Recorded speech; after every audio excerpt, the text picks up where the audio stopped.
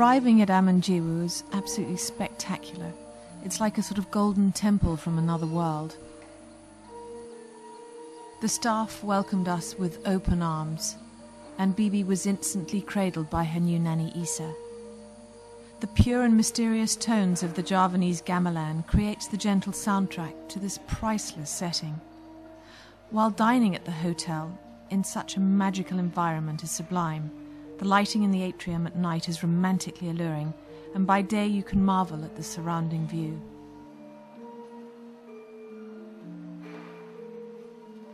The imposing circular limestone structure offers a tranquil sense of space and freedom, allowing the wonders of the outside world to fill its unique aura.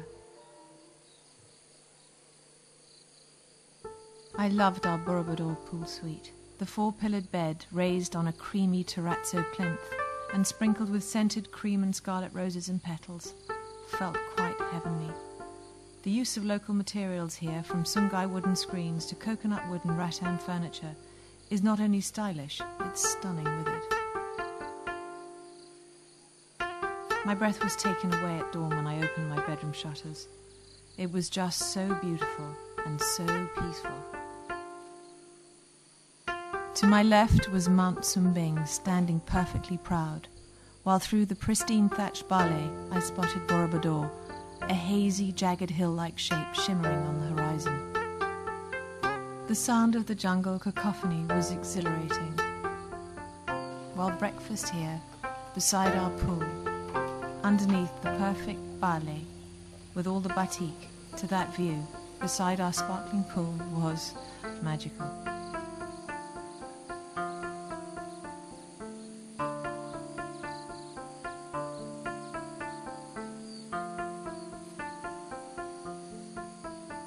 The hotel's main pool appears endlessly long and luscious, set within a cornucopia of tropical exotica. The banyan trees, the daybeds, the chill drinks, oh, you could easily while away an entire day or three poolside here.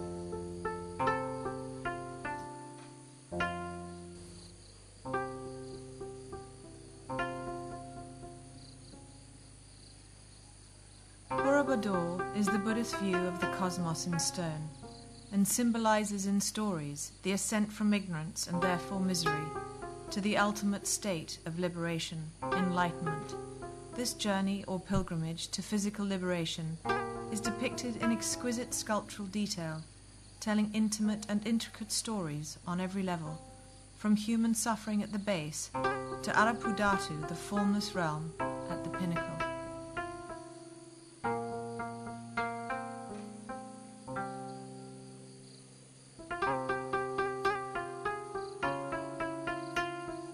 At the upper level, many of the Buddha images remain concealed within the stupas, as completion is almost there, while the large stupa at the pinnacle is thought-provokingly empty.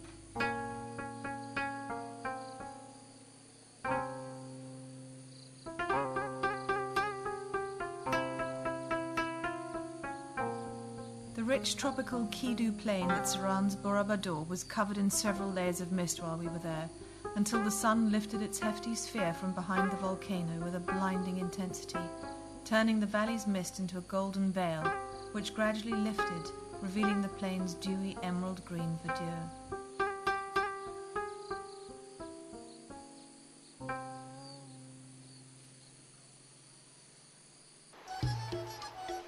After our remarkable but all too brief spiritual journey up Borobudur, we went for a picnic breakfast where I met up with Bibi and Isa.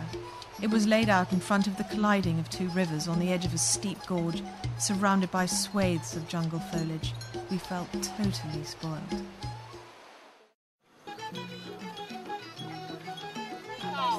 I then took a ride in an andong or horse and cart, which is a really refreshing way to take in a slice of rural village life in central Java, apart from the fact that you realise just how intensely green and lush the land is. The bumps along the way meant that a massage back at Amanjiwo with the revered Dukun Paktajo was in order. It was outstanding, and set in a spa that genuinely focuses on healing both body and mind.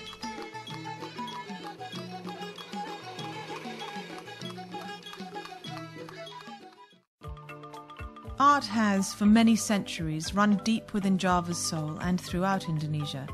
There's an enormous amount of talent and respect worldwide for Indonesia's art scene, and a visit to Pak Wadayat's private art museum is a great testament to this. A professor of art himself, he prides himself on his exclusive collection. Besides, a personal tour is not only informative, it's a lot of fun, with plenty of laughs.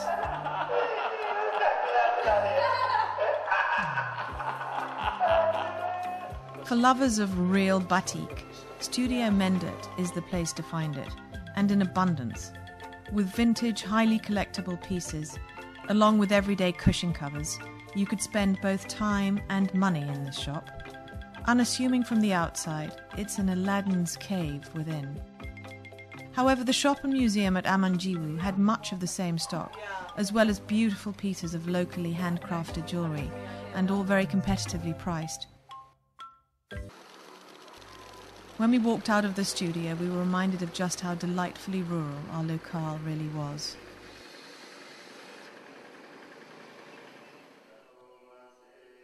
On our final night, we visited the Buddhist monastery in Mendet with Bibi. Only 10 minutes from the hotel, the timing of our visit felt serendipitous.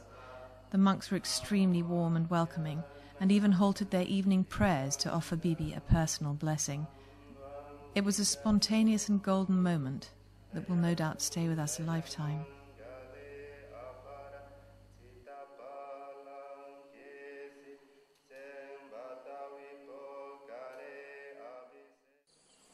The nearby Mahayana temple in Mendet contains 3 of the most spectacularly preserved Buddhist sculptures in the world. Sitting in the center is a 3-meter Buddha statue, carved from a single stone, and flanked on either side by 2 smaller statues, the 3 together symbolizing ultimate reality.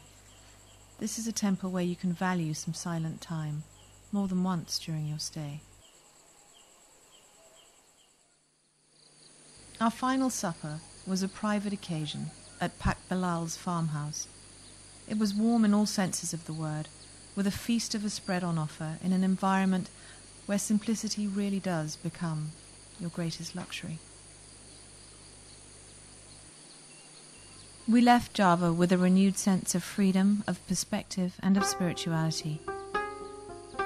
Though with a heavy heart, because Amanjiwo, or peaceful soul, is so special, so inviting, and so unique in its splendid setting that we just knew we would miss it.